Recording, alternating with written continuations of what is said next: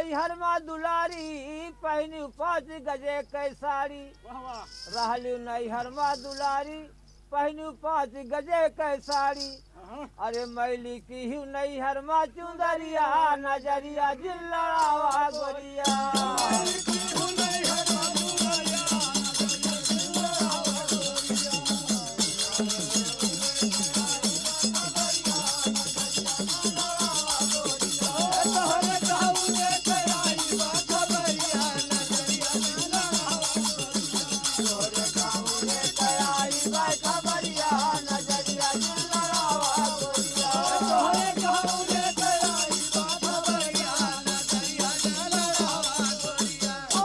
सजना तो हाल लेके डोलिया कहाँ सुनते ही हो। ये सजना तो हार लेके डोलिया कहाँ। अच्छा छूटी जाए नैहर के दुआरिया नजरिया जिल्लावा गोरिया।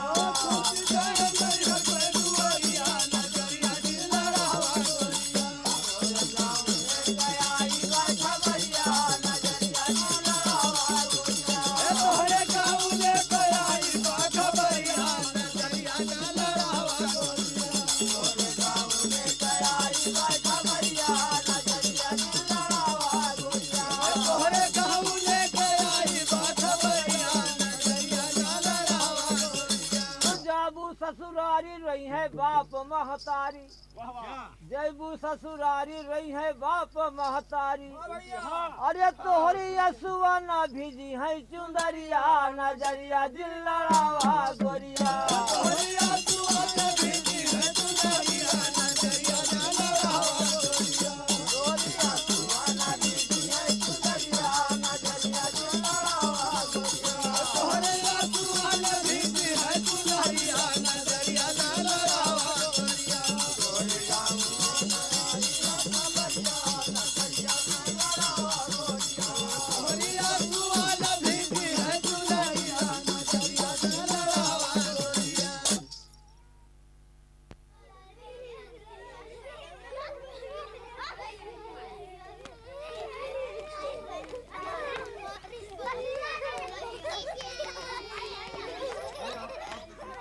सदियों से अवध के हरिजन समुदाय के लोग समाज की मुख्य धारा से अलग थलग रहने पर मजबूर रहे हैं।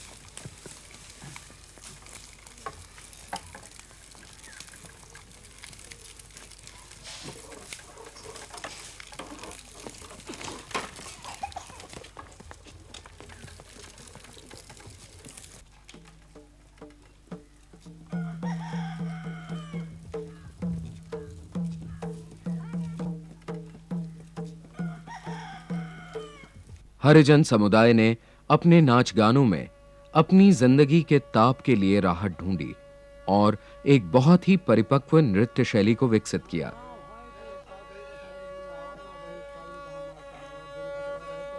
यहां पर हरिजन कलाकार नृत्य संगीत से पहले साज श्रृंगार करने में व्यस्त हैं।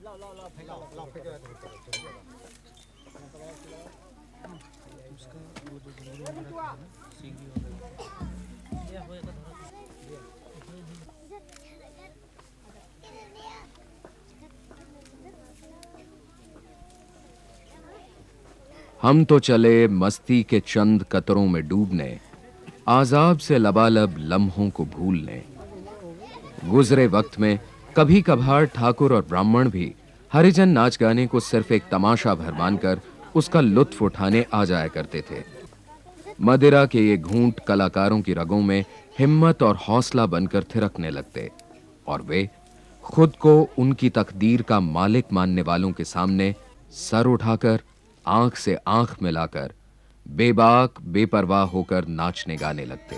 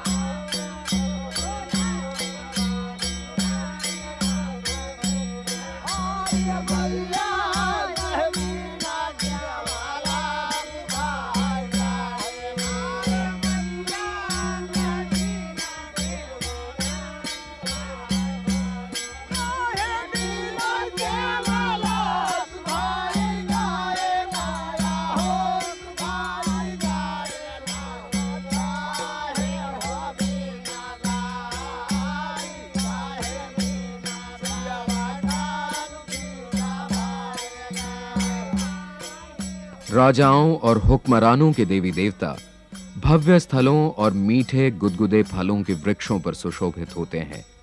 हमारे इष्ट देव इस पेड़ में बसते हैं जिसके फल कड़वे हैं, शायद तभी कष्ट निवारक हैं।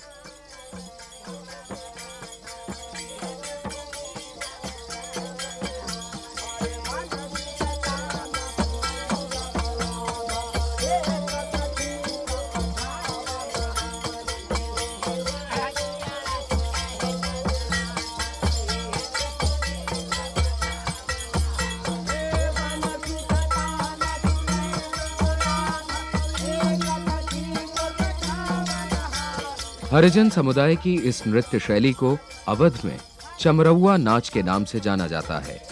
इस नृत्य शैली का एक मुख्य आकर्षण है लौंडा नाच, जिसमें पुरुष कलाकार औरत की वेशभूषा में खूब नाज नखरे और शोखपन से नाचता है।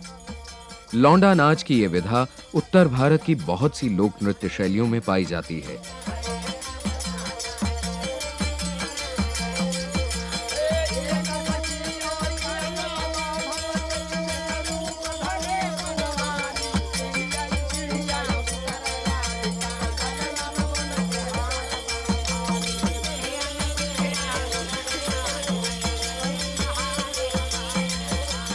इनकी नृत्य शैली में मृदंगम, कसावर, चिकारा और मजीरा जैसे साज इस्तेमाल होते हैं।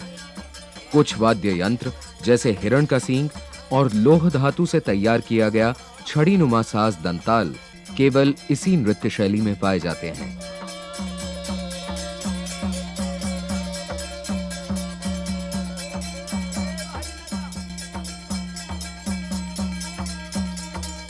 हरिजन समुदाय की नृत्य शैली का एक और मुख्य आकर्षण है इसके गीत और संवाद, जिसमें हंसी मजाक, व्यंग्य और यहाँ तक कि गालियों का इस्तेमाल भी दिल खोलकर होता है।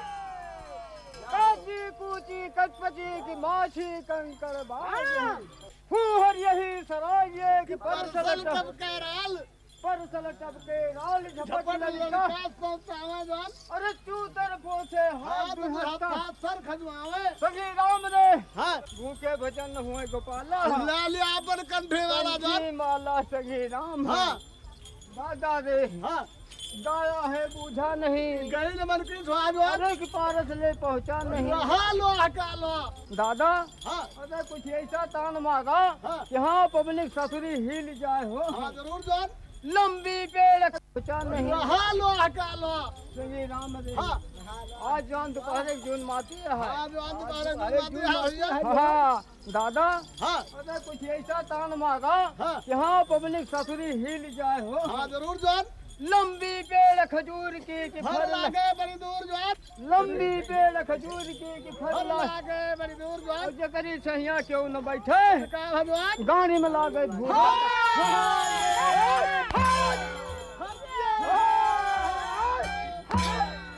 नृत्य नाटिका में मुख्य भूमिका निभाता है करिंगा, जिसे चमड़े के कोड़े से पीटा जाता है और नाच के दौरान कोड़े के इस्तेमाल को बलवाई के नाम से जाना जाता है। मारन धरती माटी हो जो हो धरती माटी में रही भैया धरती माटी में रही संगे राम रे मारन दैव आकाश चढ़ गया आकाश में रहा जो हो दैव आकाश में रहा राम भैया दादा मारन छगड़ी पाती। करिंगा मात्र एक कलाकार ही नहीं है, बल्कि अपने समाज में उसका एक खास स्थान रहा है। वो जन्म, शादी, मृत्यु और अन्य अवसरों पर पुजारी की भूमिका भी निभाता रहा है। वक्त के साथ साथ रीति रिवाजों में भी बदलाव आया, मगर बहुत हद तक आज भी हरिजन समुदाय में करिंगा को एक सुलझे हुए सम्मान योग्य व्यक्ति का दर्जा हासिल है। मारते हैं साहब इसीलिए अच्छा के लिए जो ये बात कहीं हो रही है कुंडली हो रही है, ये शब्द हो रहा है, कोई गलत शब्द कहा इसलिए ये बलवाई मार दी गई। ये बलवाई जो है आधी समाज को अकेले ही ले रहा था।